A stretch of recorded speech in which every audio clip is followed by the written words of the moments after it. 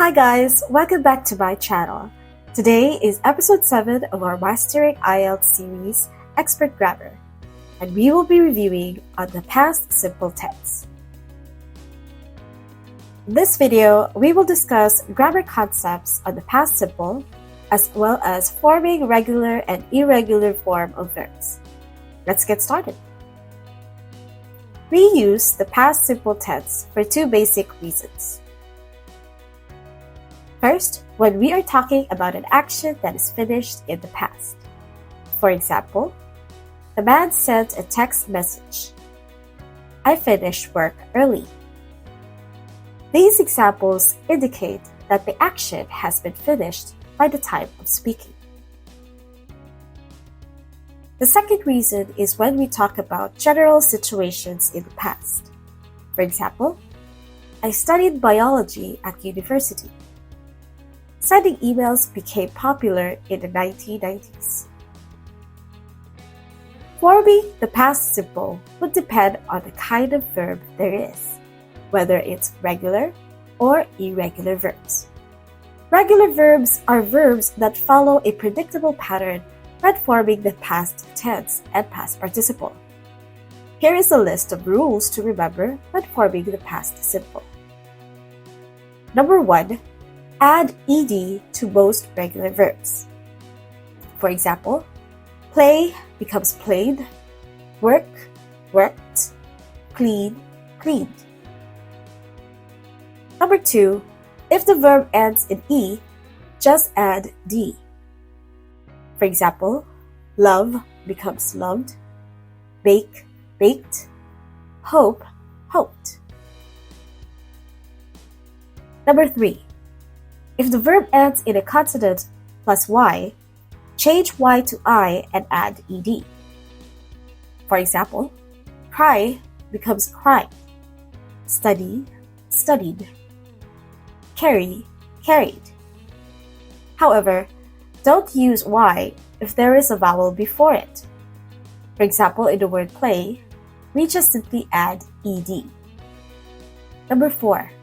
If a one-syllable verb ends in a consonant-vowel-consonant format, or CVC, double the final consonant and add ed. For example, in the verb stop, becomes stopped, plan, planned, rub, rubbed. However, do not double the consonant if the verb ends in W, X, or Y. For example, in fix and snow, we simply add ed, so they become fix, fixed, snow becomes snow. Number 5. For verbs with 2 or more syllables, double the final consonant if the last syllable is stressed, and follow the CVC pattern. For example, in the verb prefer, since the last syllable fer is stressed, we double the consonant r plus ed, preferred. Same with occur, becomes occurred.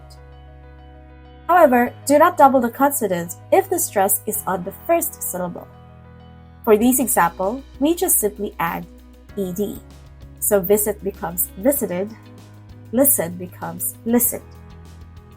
Now, irregular verbs on the other hand, do not form the standard ed rule for forming the past tense. Instead, they change in different ways. Here are the main patterns. Number 1, verbs that change vowels. Some verbs change their internal vowels to form the past tense. For example, on the verbs drink becomes drank, sing, sang, begin, began, and swim, swam. Number 2, verbs that completely change. Some verbs change entirely, making them harder to predict. For example, go becomes went, be become was or were, depending on the subjects, eat becomes ate, and buy becomes bought. Can you name more verbs that change this way? Number 3, verbs that stay the same. There are irregular verbs that do not change at all. For example, cut is still cut, put, hit, hit. let, let. Number 4. Verbs that add T instead of ed. Some verbs form their past tense with T instead of ed. Like for the word sleep, you have slept, keep, kept, feel, felt, leave, left. Number 5. Verbs with unique spelling changes. Some verbs change in irregular ways that don't fit into the above categories. For example, have, had, say, said, make, made, find, found. So, in preparing for an IELTS test, it is best to immerse yourself in English by reading books and various articles in order to be familiar with the different ways native English speakers could use these types of verbs. Now that we are done reviewing, let's test your knowledge. Can you use the correct form? Complete the sentences with the correct form of the verb in the parentheses. Pause this video if you need more time to think. Good luck!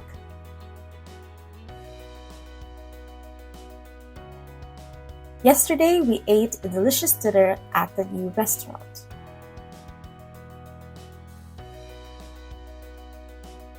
She went to the store to buy some milk. They watched a movie together last night. I put my keys on the table before leaving. He studied very hard for the exam and passed with flying colors. How did you do? Did you get a perfect score? Awesome! If not to worry, just keep practicing. On the next episode, we will review on relative clauses. If you feel that this video has been helpful, please give it a thumbs up, leave a comment, and click that bell icon to be notified of future videos. Thanks for watching!